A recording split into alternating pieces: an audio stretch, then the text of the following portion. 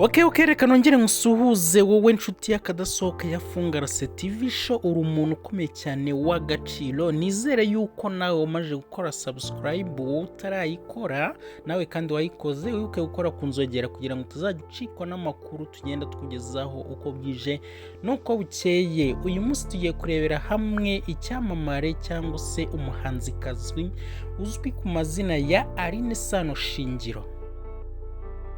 Aline Sano ni umuhanzikazi w'umunyarwandakazi wamenyerewe cyane mu gihugu cy'u Rwanda ndetse no hanze yacyo kubera gusubiramo indirimbo z'abandi bahanzi zigiye zitandukanye, yewe kandi izo bakunze kwita cover, ndetse kandi agakora nize bwite cyangwa se ku giti cye. Aline Sano Shingiro uyu ni umuhanzi ukorera umuziki mu gihugu cye cy'u Rwanda yewe no hanze yarwo, wamenyekanye cyane kubera gukora indirimbo z'abandi bahanzi cyangwa se gusubiramo indirimbo z'abandi bahanzi, yewe kandi agakora nize ku giti cyiwe. Uyu nguyu kandi yamenyekanye kubera ijwi rye ryiza cyane rikurura benshi, dore yuko ari umuhanga mu miririmbire, mu gukora amakava y'izindi ndirimbo z'abandi. Uyu nguyu rwose amaje kuba akasamutwe mu mitima y'abanyarwanda n'abandi banyamahanga hanze igihugu cyacu cy'u Rwanda.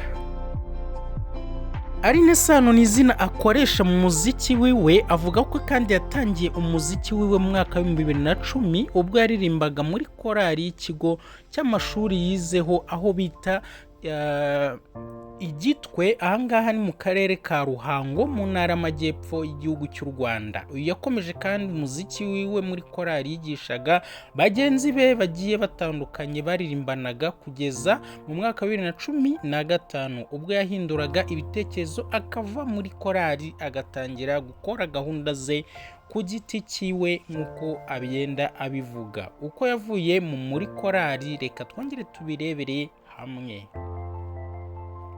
Aline Sano yavuye muri korali mu mwaka wa 2015 ubwo yagiraga ibyago akabura umuvandimwe wiwe azize impanuka, yarangiza agatabarwa n'abavandimwe bo hanze, kandi we yari yiringiye kuko inshuti za mbere zigomba kumuba hafi kurusha abandi ari abo baririmbanaga.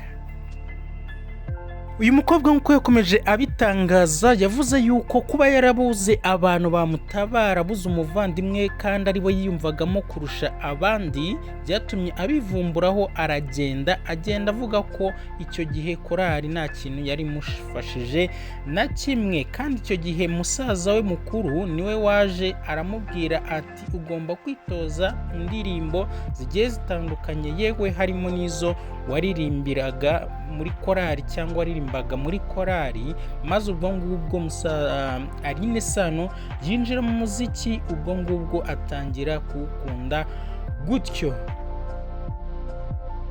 Bimwe mu bihangano byagiye bituma Aline Sano amenyekana cyane harimo nk'iyo wakitwa Controller, yewe hakazamo iyo yitwa Naremeye Wowe, For Yuzi, yewe hakazamo n'iyitwa Rwiyoborere na The Best. Urumva ko uyu mukobwa izi ndirimbo zamukoreye akazi gakomeye cyane, ndetse kandi n'izindi nyinshi zagiye zitandukana yagiye akorana n'abandi bahanzi bagiye batandukanye ba hano mu gihugu cy'u Rwanda. Uyu muhanzi ni umuhanzikazi w'umuhanga ukomeye ku rwego mpuzamahanga.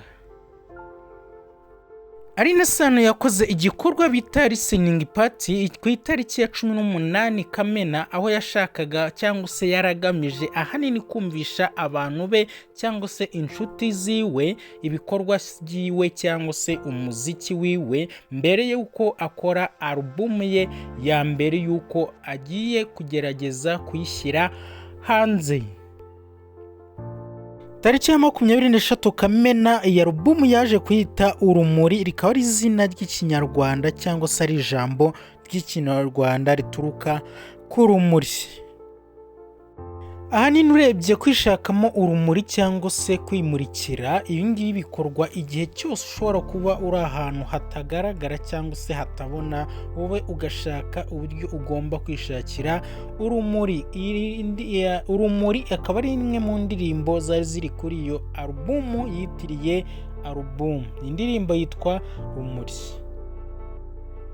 Izi ndirimbo kandi zose zicuranzwe mu kinyarwanda cyangwa se mu njyana nyarwanda, zikaba zarakozwe na nyakubahwa Pastor P. Uyu nguyu akaba ari umuproducer ukomeye cyane hano mu gihugu cy'u Rwanda. Indirimbo kandi mu buryo igaragaramo cyangwa mu buryo ikozwemo, bigaragara ko ari umukobwa ugomba kubera abandi urumuri cyangwa se agomba kubera abandi intangarugero kugira ngo yikemurire buri kibazo cyose yaba afite, akaba ashobora kwibishakira igisubizo cyacyo. Uyu mukobwa kandi akomeza avuga ko icuraburindi ducamo mu buzima cyangwa se ibibazo byose duhura nabyo mu buzima nta kindi uretse kwirwanaho cyangwa ukishakira igisubizo cyabyo kugira ngo ubashe kugenda neza, ugire amahoro, turi kumwe n'urumuri ruturukamo ibyishimo cyangwa se ruturukamo umunezero. Uyu mukobwa yagize ati njyewe ndi urumuri. Iyi album Aline Sano akaba yaratangiye kuyikora cyangwa akaba yaratangiye gukorwa mu mwaka wa 2020, harimo indirimbo yari asanzwe yaracurangishije ibikoresho gakondo. Iriho kandi indirimbo 13, harimo indirimbo 2 zahuriyemo cyangwa se yakoranye n'abandi bahanzi batandukanye. Muri izi ndirimbo kandi harimo iyitwa Abasani ba Nkombo, yewe hakaho iyitwa Lyonnaise, ndetse kandi na Wayi yakoranye na Kivumbi King, Maria inshuti yakoze nabo yakozwe na Bobo Pro. Iyi album kandi yayikoze nyuma yaho gatoya, amaze imyaka 3 gusa atangiye gukora umuziki ku buryo bw'umwuga cyangwa mu buryo bwa kinyamwuga.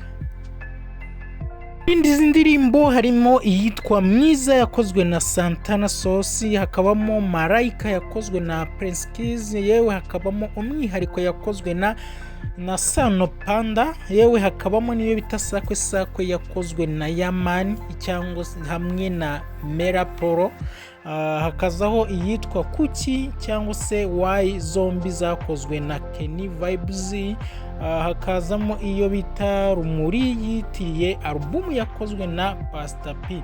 Sinibi byonyine kuko harimo n'iyitwa Warakoze yakozwe na Eddie cyangwa se hamwe na Axio, hakazamo iyo bita Bohoka ikorwa na Prince Kids.